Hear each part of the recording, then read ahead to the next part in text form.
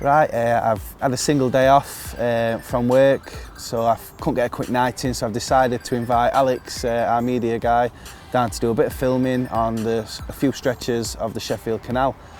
I'm hoping to catch a few fish as I had a good winter on here, and I haven't really been back down since then because I've been concentrating on my syndicate. It does normally fish well, but it doesn't hold the fish it used to, so fingers crossed I can winkle one out for camera.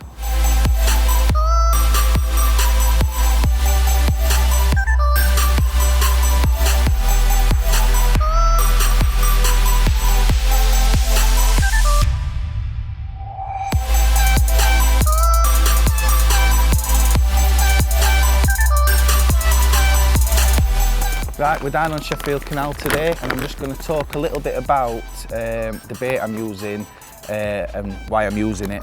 So basically, I'm using the Source dumbbell freezer baits, and the reason is I'm super confident in them. I started using them about 6 months ago, and to be fair, I started baiting up on the canal on my way to work and really produced the goods. It's a strong smelling bait, which is perfect for the silted canal.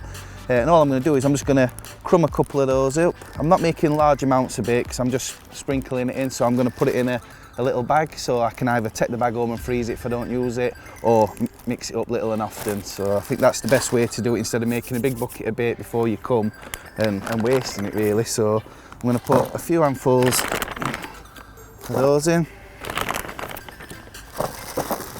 That's enough. I'll crush a few up in there as well, just to give it a bit of a few different sizes. Obviously the smaller bits waft around a little bit, spread out a bit more. So we'll do that. And then I'm going to add some of the marine halibut stick mix. The reason I like this is it's super oily. It's got all different particles in. It's got little bits of crushed pellet in, really good. So the pellet sinks, the ground bait wafts around. That's that. Adds a nice cloud to the mix as well. So we'll mix those up a little bit. That's it. Smells it. No wonder I go home and Mrs. Blazel tells me to chuck my stuff straight in wash. Right, so we've got the Source dumbbells in, the halibut ground bait, and the reason I put those in first, the powders and the boilies, is now I'm actually going to pour the juice, take that off so I don't cut my finger, the juice from a tin of the hemp and snails. So I'm going to pour that in, give it a good mix, let all that hemp juice and snail juice soak into the boilies, soak into the stick mix. Obviously this makes the stick mix a bit heavier, causes a bit more of a cloud. And then I'm going to pour actually a few of the hemp and snails in. Like I said, not too much, just enough to bait a couple of spots. I'm only fishing down in the margins, so I can just ball it in with my hands, get nice and messy. And that's it.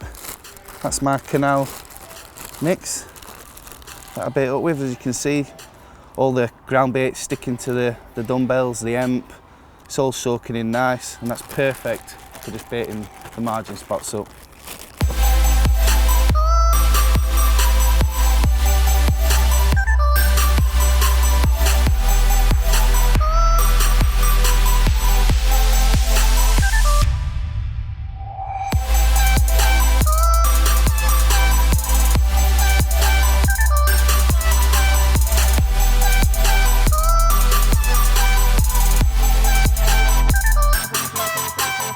Right, I'm just going to talk you through the gear I'm going to be using today on my session on the canal.